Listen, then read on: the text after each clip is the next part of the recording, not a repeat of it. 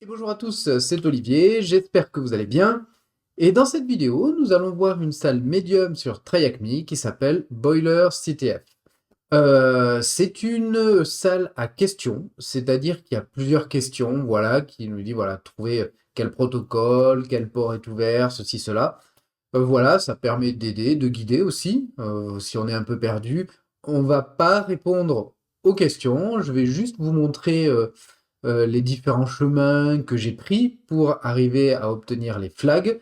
Et si vous suivez ce que je fais, vous arriverez facilement à répondre à toutes les questions. Allez, c'est parti. Alors voilà, la salle est lancée, j'ai son adresse IP. Ici, je l'ai rajouté dans mon DNS mask, voilà, qui s'appelle boil.thm. Et ben, première chose à faire, le petit nmapper boil.thm sur all. Alors, petit détail différent, j'ai rajouté un petit paramètre à la commande nmap dans mon nmapper, c'est que maintenant je fais un "-open", ça évite qu'il nous affiche des ports qui répondent fermés ou autres et qui ne nous seront pas utiles. Allez, c'est parti. Donc voilà, nmap a fini. Donc on a un port 21, un port 80, un port 10 000 et un port 55 007. Donc derrière ce dernier, il y a du SSH. Le 10 000, c'est un mini-serveur Webmin. Ok, voilà, le 80, le 21, et ben, on a le 21. On va commencer par le 21. Mais avant ça, je vais prendre ça. On va se le mettre en petite note, voilà, pour pas le perdre, parce que autant les fois où il y a que 21 ou qu'il y a 80, ça va. Là, si on veut pas perdre les ports, on va les garder ici. Voilà, on le zoome pour qu'on voit bien. Et bien, hop, c'est parti. FTP anonymous@boil.thm. Vu que ici, il nous a bien dit anonymous FTP login allowed. C'est parti, on est logué. ls-lh. Ok, on voit qu'on a un point info point texte. Pour le récupérer, rien de plus simple, on fait un petit get point info point texte, c'est bon. CTRL-D pour quitter. cat.info.text, et là on a un message codé. Voilà, donc on va le prendre pour essayer de le décoder, et pour essayer de le décoder, tout simplement on va aller dans Cyberchef. Voilà, donc ça ressemble à un message où en fait on a remplacé une lettre par une autre, comme s'il y avait une rotation. Donc si on cherche rotation, on va prendre du rot 13, et effectivement c'est le bon. Ici, just wanted to see if you find it. Lol, remember, enumeration is the key. Ok, donc un rabbit hole. Donc le port 21, rien du tout. Et bien on va continuer, donc on a le port 80, donc qu'est-ce qu'on fait avec un port 80? http boy.thm. Ok, une page Apache.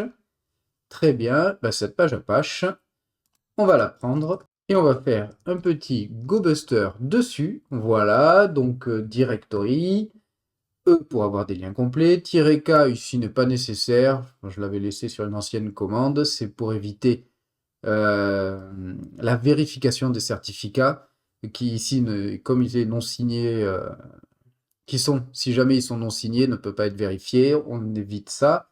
U le lien, W la liste. Allez, c'est parti. Ok, donc on a différents liens. Un Joomla, un manuel, un robot.txt. Euh, on va garder le Joomla pour tout à l'heure parce que effectivement c'est par là qu'il faut passer. On va regarder ce qu'il y a ailleurs. Par exemple, manual. Manual, ok, c'est la doc Apache. Ça ne nous sert pas. Robot.txt. Il y a un robot.txt. Ah, disallow /temp ssh yellow not a rabbit hole or is it? Ok, on a affaire à un comic. Et on a une autre chaîne de caractères. Ok, là, cela ressemble à des codes ASCII. Donc, pour vérifier ça, ASCII converteur. Tiens, voilà. Ben, on peut voir que j'y suis déjà allé. On va alors rentrer dedans et on va dire que c'est du ASCII to text. On a une autre chaîne. Ok. On va la prendre. Peut-être du base 64. On va retourner dans Cyberchef. On va la coller. on va essayer en from base 64. Voilà. OK. On a une autre chaîne de caractères qui, elle, ressemble en fait à du MD5, à un H. Et donc pour cela, on va aller voir dans Crackstation si il l'a quelque part dans sa base. Et effectivement, kidding. Voilà. Ça le fait bien marrer. On a un nouveau rabbit hole. OK. Donc ça, on laisse tomber. Le robot .text. Très bien. Avant de continuer de passer au Joomla, on va regarder ce qu'il y avait sur les autres ports, sur le port 10 000. 10 000 était intéressant, juste par curiosité. http boil.thm 10 000. Ok, error document follow. Il nous manque juste le -s ici. Et effectivement, on tombe sur un webmin, mais il n'est pas attaquable. Je sais même pas si on peut avoir un code particulier dedans. Non, il n'y a rien du tout. Ok. Donc on tombe sur un webmin, mais on n'a pas d'identifiant et il n'y a pas de faille connue là pour l'instant. Donc on laisse tomber. On va s'attaquer donc au Joomla.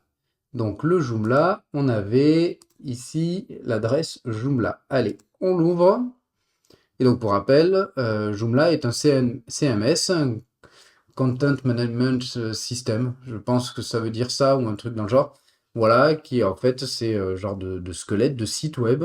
Voilà, un peu comme WordPress. WordPress est un CMS qui sert à gérer du contenu. Voilà, tout le squelette est fait, vous n'avez plus qu'à gérer le contenu. Et donc voilà, il a fini par se charger.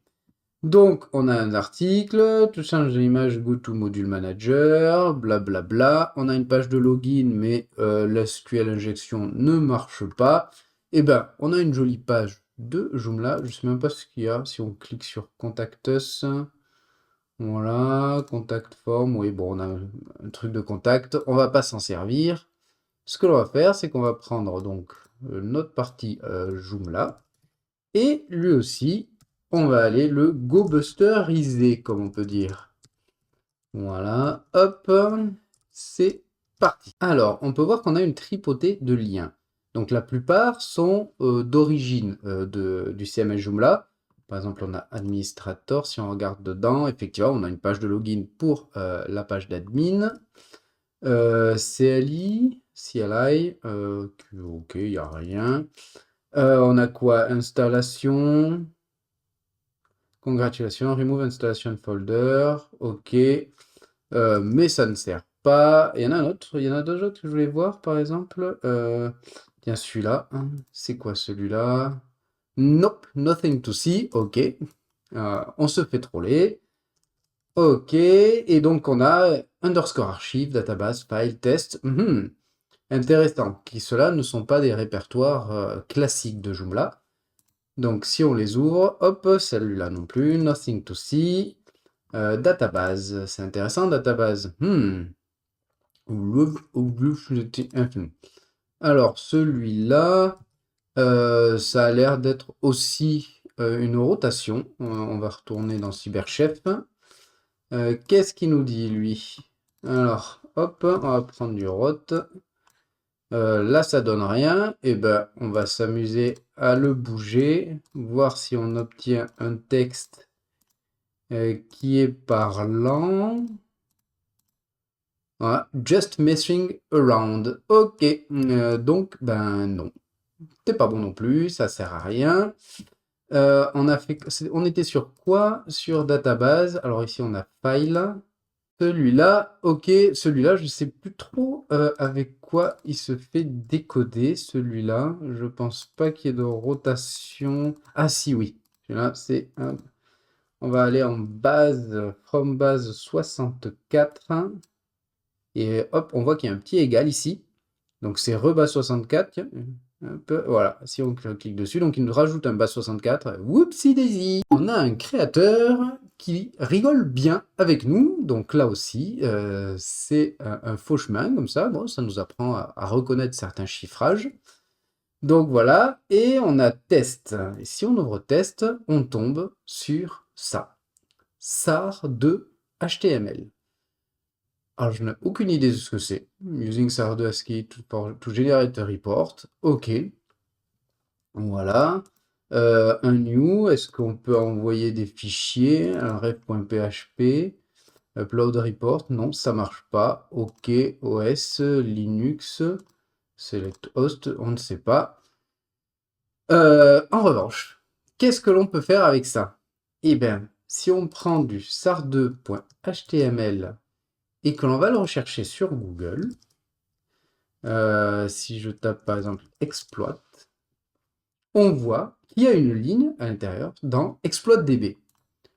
On va l'ouvrir. Et qu'est-ce qu'elle nous explique, cet exploit? Qu'est-ce qu'il nous explique? In web application, you will see index.php, point d'interrogation, plot, URL, extension. Si on remplace, on met plot égale point virgule et une commande, cela sera exécuté. Et après que la commande ait été exécutée, il suffit de cliquer sur Select Host pour avoir le résultat de la commande. Ah bon? Effectivement, là, quand j'ai cliqué sur Linux, on voit bien que j'ai un plot égal. Très bien. Qu'est-ce qu'on va faire? Point virgule ID. OK. Et il nous dit cliquez sur Host. Et si on clique ici, on voit le résultat de notre commande. Donc, on a du Remote Code Execution. C'est génial. On pourrait lancer un River Shell à partir d'ici. Je ne vous cache pas que c'est ce que j'ai fait. En fait, le créateur de la salle a prévu autre chose. Et on va passer par ce chemin-là. Mais vous allez voir, c'est ultra simple. Donc, au lieu du ID, je vais faire un petit ls. Et là, donc, on peut lister les files, les fichiers. On a l'index, log, starfile. On a un log.txt. Bien sûr, si je clique dessus, ça ne fait rien. Ce que l'on va faire, hop, on va remettre ça. On va faire donc un point virgule 4 de log.txt. Et là, qu'est-ce qu'on obtient? On obtient un fichier de log qui contient accepted password for bastard from 10.1.1.1 sur le port machin, SSH, commande passe, deux points, et on a un mot de passe. Alors, on va récupérer ça. Comment est-ce que je vais récupérer ça si je regarde le code source et que je fais bastard, voilà, c'est bon. Dans le code source, ce sera beaucoup plus simple pour la copier-coller. Donc, on va prendre cette ligne-là, voilà. Hop, et on va se le coller ici, dans un nouveau fichier, tiens, hop, ici, raté, raté, ah, tu veux pas? C'est pas gentil, ça. Voilà. Et donc, techniquement, on a un type qui s'appelle bastard et un mot de passe qui, je pense, c'est ça, mais sans ce symbole-là. Et donc, on a quoi? On a un webmin. Je pense pas que ça fonctionne sur le webmin. J'ai pas essayé, tenez. On peut d'ailleurs l'essayer. Donc cette page, on n'a plus besoin. On avait dit un boil 2.10000. Voilà, en HTTPS, juste pour essayer. Comment il s'appelle le monsieur? Bastard. Bastard avec ce mot de passe. Non, non. Et j'ai envie de dire, on pourrait tester le Joomla, mais on s'en fiche parce qu'effectivement, ce que nous a dit cette ligne, cette fameuse ligne-là, c'est que c'est une connexion SSH. Et vous vous souvenez qu'on avait un port SSH quelque part. Voilà, 5007. Donc, ce que l'on va faire, c'est que ici, on va faire un petit SSH, voilà, bastard at boil.thm, -p pour lui indiquer le port, qui n'est pas celui par défaut 22. On essaye, il nous demande le mot de passe. Alors, on va prendre ça, super duper passe. Et on est dedans. Voilà, donc déjà, parce que je trouve que bash, c'est plus joli que le shell. Le petit alias, ll égale ls-lh-color. Voilà. Et on est dedans en tant que bastard. Ok, super. What else? Ben là, le premier truc qu'on voit, c'est backup.sh. Ok, cat backup.sh. Ok, que fait ce script? Et en fait, on s'en fiche complètement parce que si on commence à lire le code, on voit user stoner et super duper pass no one knows. Mhm. Alors, je vais le prendre. On va le mettre là. On va supprimer le dièse, voilà, qui est en fait un commentaire, donc ne doit pas faire partie d'un mot de passe, mais on a un user stoner. C'est intéressant. Et si je regarde dans slash home, effectivement, on a un user stoner. Donc, comment on fait? SU stoner, on va même mettre un petit tiret pour charger l'environnement de stoner. On nous demande un mot de passe. On prend ce mot de passe qu'on a trouvé dans le fichier et on devient stoner. Voilà, tout simplement. Alors on recommence. Tiret LH, tiret, color. Il va falloir que je trouve un moyen de l'automatiser ça parce que c'est pénible à taper. Voilà. Et donc on est dans stoner. On a un point nano, un point secret. Si vous faites un cat de ce fichier, vous avez le premier flag. Dans la salle, il demande le user.text, c'est dans point secret en fait. Ok, donc on a notre premier flag. Maintenant, il faut devenir root. Pour devenir root, alors si, truc intéressant, sudo-l, password, not this time, messing with you. Ok, donc il nous troll, il nous dit non, non, non, pas cette fois. En faisant un sudo-l, vous ne trouverez pas le truc. D'ailleurs, ça, ce n'est rien du tout. C'est juste pour se moquer de nous. Deuxième truc que l'on fait habituellement ici, c'est les SUID. Alors, pour les SUID, on va utiliser l'extension hacktool qui nous donne une belle commande. La deuxième, parce que j'ai l'habitude de prendre la deuxième. C'est parti, boilerctf, comme ça. Et il nous cherche donc les flags avec le SUID. Donc, pour récapituler, si quand vous lancez un exécutable, une application, il est exécuté avec vos droits à vous. Vous êtes l'utilisateur Toto, vous lancez un bin bash qui appartient à root, il sera lancé en tant que Toto. Sauf s'il y a ce fameux flag SUID. Le SUID, vous voulez rajouter un SUID sur un fichier, vous faites un chmod plus S. Au lieu d'avoir, je vais vous montrer. D'ailleurs, ici, on a un fichier qui sort du lot qui n'est pas normal d'avoir un SUID, c'est find. Donc, si je fais un LL de find, voilà, on le voit ici. Au lieu d'avoir un X ici, on a un S. C'est-à-dire que, pour reprendre l'exemple de binbash, s'il avait ce flag SUID, même en tant que Toto, si vous l'exécutez, il sera exécuté avec les droits du propriétaire de ce fichier.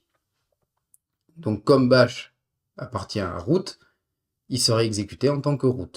C'est voilà, un système qu'on utilise justement pour du privesc. On passe bin bash si on en a la possibilité avec un SUID et on peut devenir root. Ici, on a find. Find a un SUID, c'est-à-dire que quand je vais exécuter find, il sera exécuté avec les droits root. C'est-à-dire que, d'ailleurs, normalement, on peut l'essayer. Si je fais un ll/root, ça marche pas. Par contre, si je fais un find/root, j'arrive à lister les fichiers dans root. Voilà, parce que find est exécuté avec les droits root, le droit du propriétaire grâce à ce flag SUID. Voilà. Donc, on peut le voir. Il y a une base de données que je pense vous commencez à connaître, qui contiennent tous les types de privex qu'on peut faire avec ça, avec du sudo, du SUID, etc. C'est gtfobin. gtfobin.github.io. Et ici, donc, si on tape find, effectivement, on voit qu'il y a une ligne de find et avec un SUID, un flag SUID. Et qu'il nous donne une commande où, en fait, justement, on peut faire un -exec, la commande, P pour préserver les droits, et donc qui nous permettrait de devenir root. Effectivement, donc on va prendre cette commande, hop là, on va refaire notre find, rajouter, voilà, la commande, moi je vais me prendre avec du bash, et voilà. Et donc si on regarde, on est bien stoner, mais avec un nœud UID route. Voilà, qui est son ID effectif, qui va être utilisé pour les actions qu'on va faire en fait. Et donc, forcément, c'est route. Donc, si je vais dans cd/route, ls, sjaxt, je n'ai plus qu'à faire un cat de mon route.txt pour avoir le dernier flag. Voilà, voilà. Donc, bah, cette salle, médium. Médium, oui, parce que il faut chercher et on tombe dans plein de pièges. Voilà. Mais après, dans un sens, c'est plutôt simple parce que une fois que l'on a trouvé la page avec, je sais même plus comment ça s'appelle, là, le SAR to HTML, voilà, et que l'on voit qu'il y a une faille dessus, c'est ultra simple. Et puis, il n'y a même pas de grande difficulté une fois qu'on est arrivé sur la machine, en fait. Premier fichier dont on fait le cat contient un mot de passe de notre utilisateur, et avec cet autre utilisateur, on voit cet SUID. C'est parti. D'ailleurs, j'ai envie de dire, cet SUID, il est global. On l'a pas fait. Là, on est passé de Bastard sur Stoner pour aller chercher cet SUID. Mais le passage à Stoner n'était même pas obligatoire. De Bastard, et même si on était passé par du Reverse Shell où on serait arrivé wdata, on trouve ce fichier find avec le SUID, on devient route directement sans faire du pivoting.